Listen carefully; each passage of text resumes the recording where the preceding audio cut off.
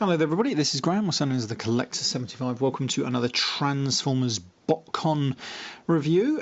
This one is one I've had quite a while now actually. This is the Botcon Japan exclusive Double Punch, and yeah, how long have I had this? I've had this probably a good over 15 years. Maybe even about 17, 18, I can't remember exactly, but this actually came out in, you can see that there, 1998, and it is a recolour of Beast Wars Scorponok, but now all in translucent red plastic, which hopefully over time isn't going to be as brittle as hell. Well, I'm hoping not anyway. This is a sort of like a direct homage to the, I think it was the Elite Action Master Double Punch. You know, if you can work it out, because I believe that one was supposed to be Scorponok, and then obviously, so obviously that being supposed to be Scorponok, this is based off a Scorponok mould, and so you get where I'm going. There isn't much thing. I do like that. That is pretty cool. Yeah, that's about it for the box. Let's get him out. I'll be back in a tick. Ta-da! Right, here we go. We've got him out of the box. Now, one thing I did notice straight away when I got him out of the box, I actually made my own insert for this, and I'm surprised these are very old elastic bands. I'm surprised they haven't deteriorated. Yeah, one thing I did notice is that the gimmick, or one of the gimmicks, does have a problem in the fact that you're supposed to be, well, this guy is like a Cyber Bee, a bit like on the original Scorponok, but unfortunately the mechanism will not hold it in place. As you can see, I've got one of those clear sort of like elastic bands that you get with a lot of Transformers to hold them in, so that is the only way I can keep it on there and closed, otherwise it just will not stay on there, it shoots off all the time. But saying that, it's actually pretty cool. It does come with his bio. I'm going to hold it up to the screen, so if you're really interested you can pause that and read it at your leisure. Hang on, there we go, let's try and get it at a good place. There we go. Let's have a look. It does say his function is Killer Elite. Nice bit of artwork there.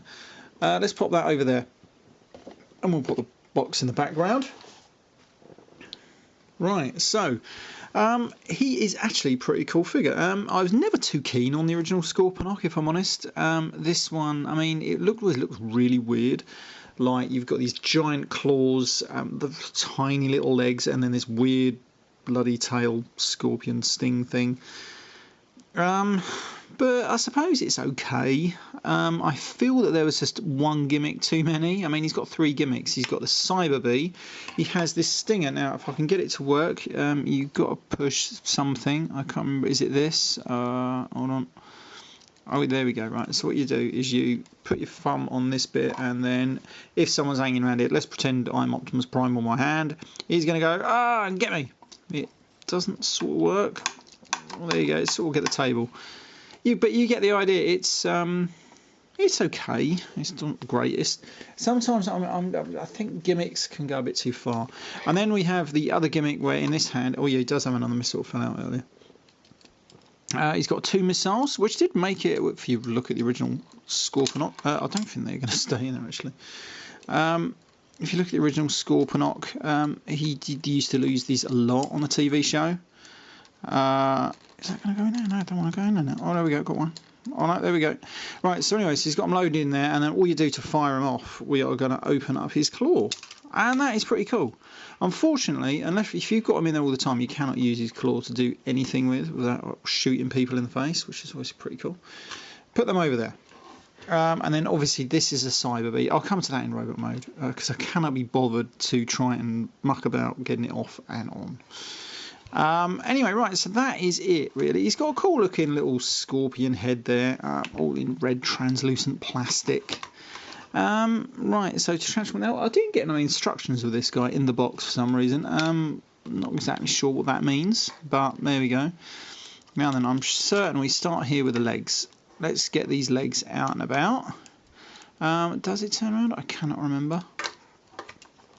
I'm a bit careful because it is funny translucent plastic, and plastic does have a tendency like this to deteriorate over time.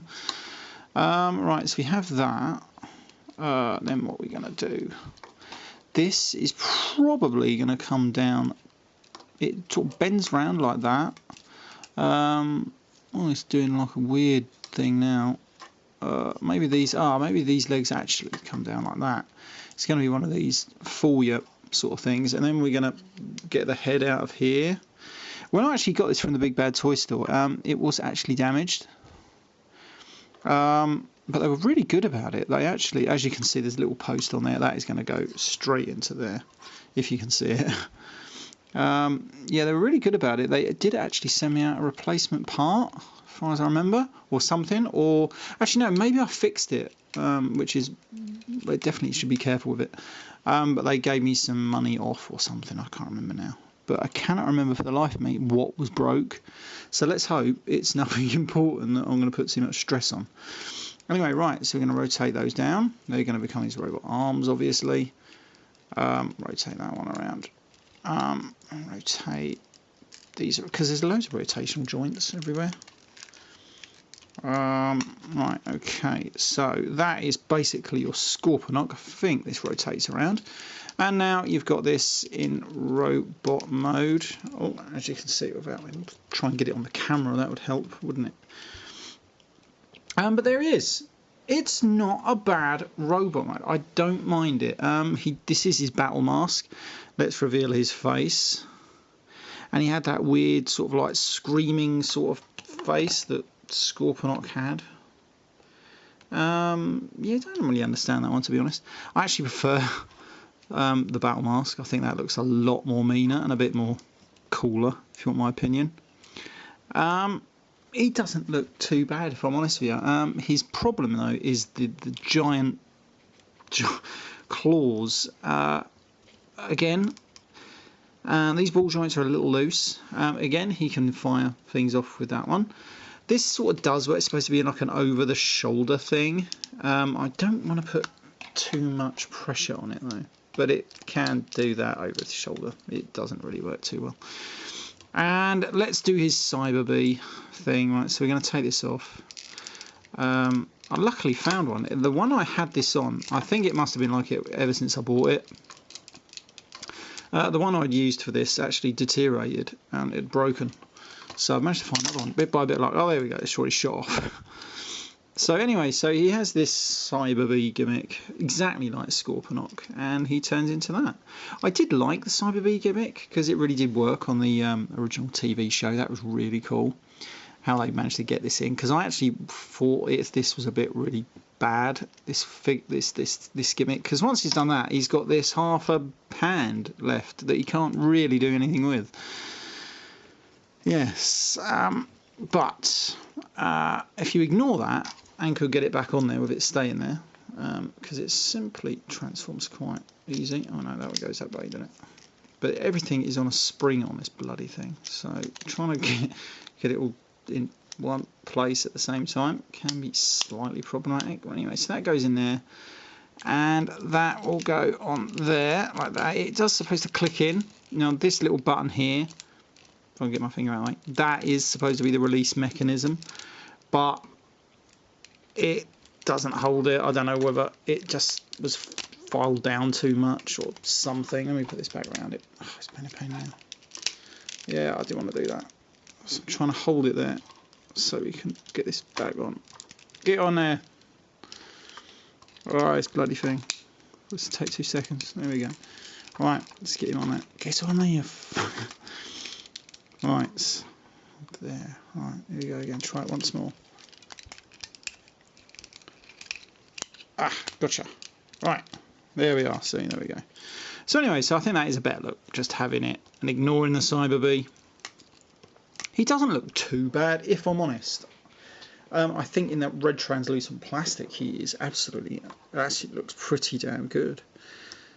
Yeah, I'm well pleased with him. I cannot remember how much I paid for him or how much he is even worth these days, because I've not done a search on eBay for the longest time.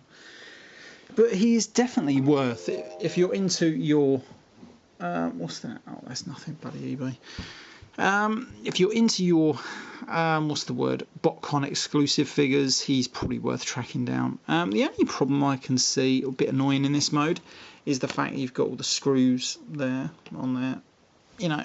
But there we go. I suppose at least in Beast Mode you probably didn't have them. Okay, right. This has been Graham, the Collector 75, with Botcon Japan exclusive Double Punch, and I shall see you all again next time. Bye for now.